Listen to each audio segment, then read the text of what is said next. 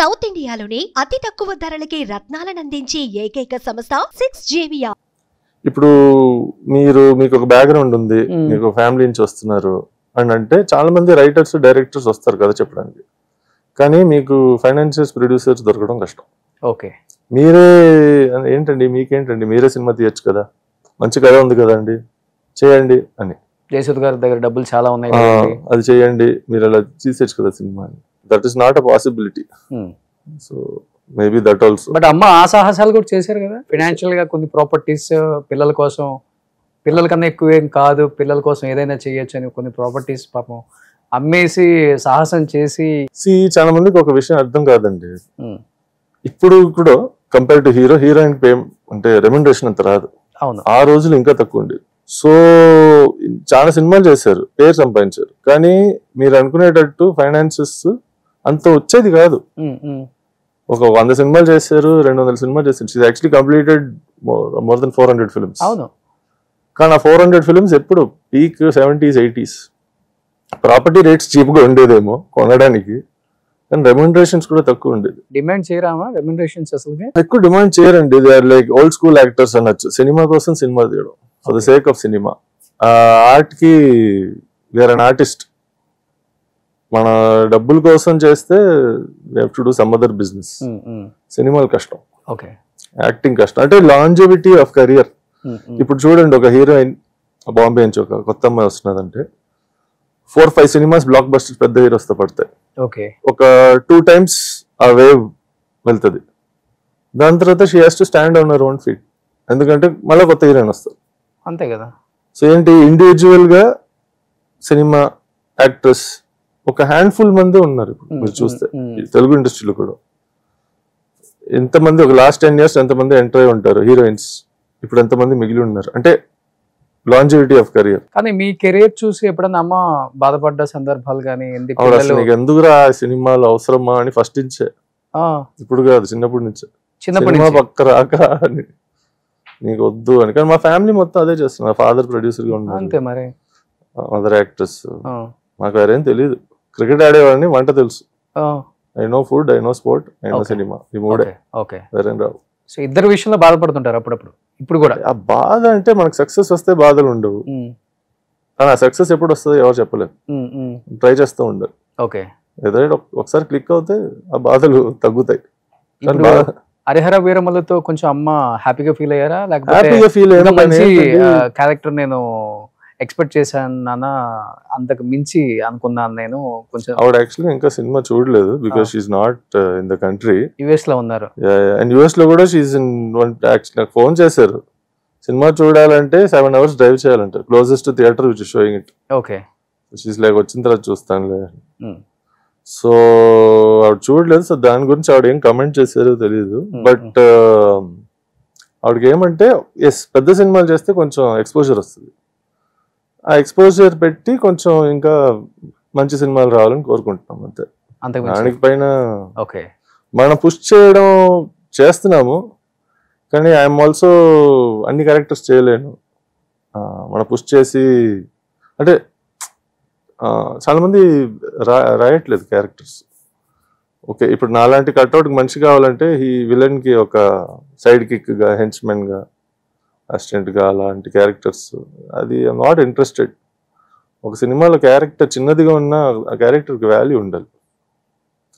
Plus of course I'm open to lead villain, main villain roles ఇలాంటిది. Waiting. Okay, ఇప్పుడు బాహుబలిలో బల్లాల దేవ first మీరు చేయాలి క్యారెక్టర్ అంటే వాళ్ళు అప్రోచ్ అయ్యారు. రాజమౌళి గారు డైరెక్ట్ ఆయన మేనేజర్ ఫోన్ చేసి వచ్చి కలవమన్నారు. వెళ్ళాను, రాజమౌళి గారిని కలిసాను. ఆయన్ని కలిసి ఎక్స్ప్లెయిన్ చేశారు క్యారెక్టరు. ప్రభాస్ గారు ట్రైనర్ నన్ను ట్రైన్ చేశారు. లక్ష్మణ, సో లక్ష్మణ్ ట్రైన్ చేశారు. ఒక 3 weeks బాగా పిండేశారు. ఓకే, దాని తర్వాత దట్ కానీ రీజనింగ్ ఏమంటే ఫస్టే చెప్పారు, actually Rana was supposed to do but is not, dates ఏదో ప్రాబ్లం ఏదో అన్నారు. So are you willing to do అంటే yes sir of course.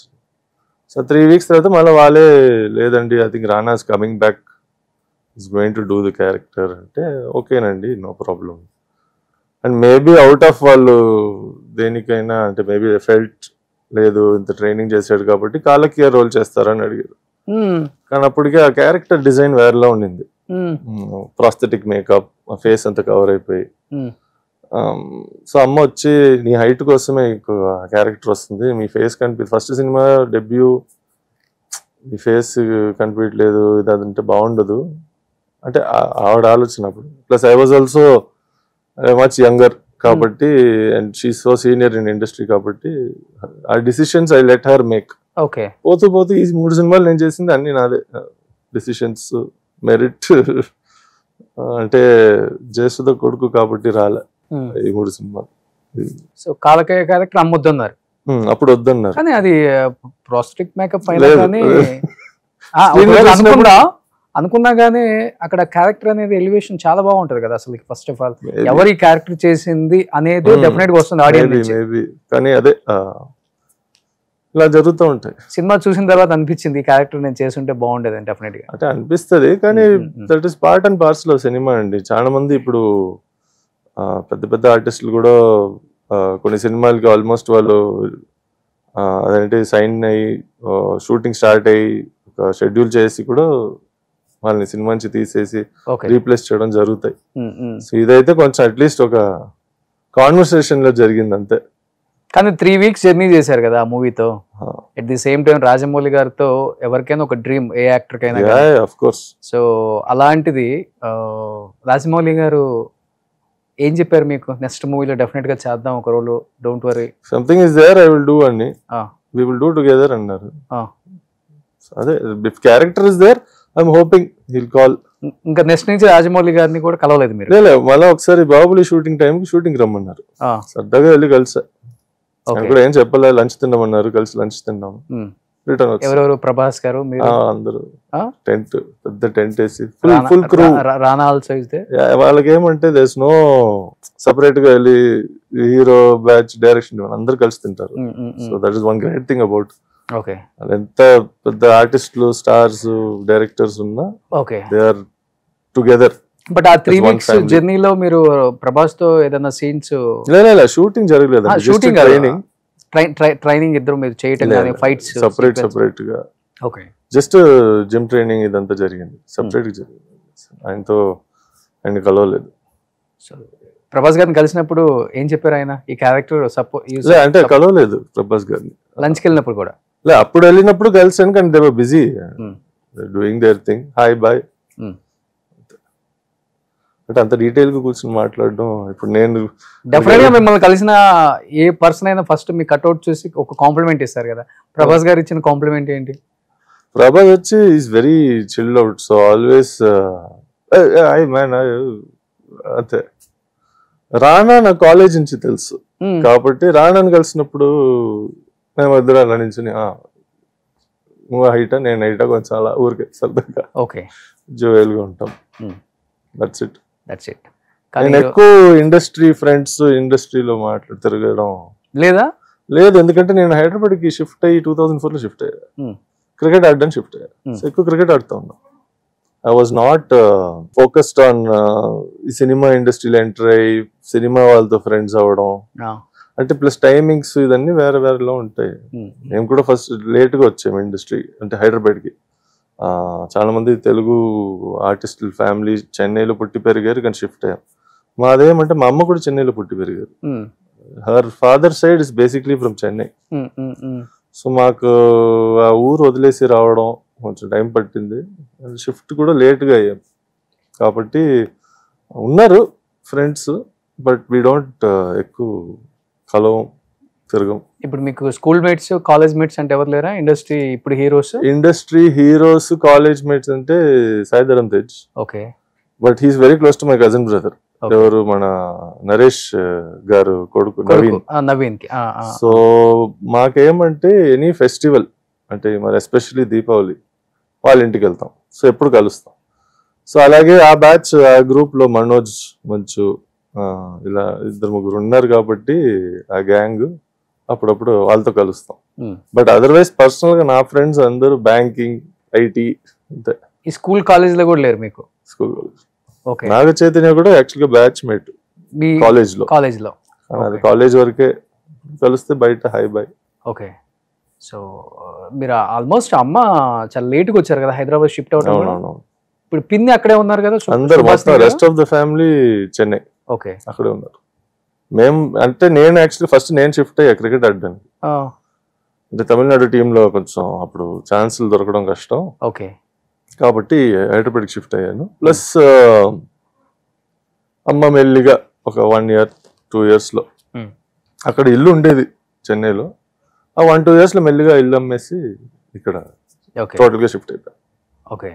So ఇప్పుడు సుభాష్ని గారు ఏం చేస్తున్నారు అక్కడ? షీఈస్ డూయింగ్ అండి. షీఈస్ నాట్ అంటే now she's not acting, definitely not. She also loves to cook. మేమందరం అసలు ఇంట్లో పోటీ ఎవరు బెస్ట్ వంట చేస్తారండి. సో ఏదో అలాగే జరుగుతుంది. She's also doing some I think some cooking show something తమిళ్లో, తెలుగులో నాట్. బాగా ఇంగ్లో ఉన్నప్పుడు ఆమె కలిపి కూడా సినిమాలు చేశారు బాగా. అవునవునవును. తర్వాత మన అరుంధతిలో కానీ చాలా యాక్టింగ్ వేరే లెవెల్ ఆమెది కూడా. అలాంటిది ఒక్కసారి ఎందుకు ఈమె యాక్టింగ్కి ఎలా ఆపేసి వెళ్ళిపోయారు అనుకున్నారు చాలా మంది. సుభాష్ని గారికి మధ్యలో కొంచెం చిన్న హెల్త్ ఇష్యూ వచ్చింది. But she's totally 100% recovered. So ఆ టైం ఫ్రేమ్ లో మేబీ చాలా క్యారెక్టర్స్ రోల్స్ వచ్చి ఆవిడ సీరియల్స్ ఎక్కువ చేసేవారు. కానీ ఇప్పుడు ఆవిడ వచ్చి రికవర్ అయ్యి I want take it easy. అంటే మన ఎస్పెషల్లీ సీరియల్ షూటింగ్స్ అంటే టైమింగ్స్ కష్టం. సో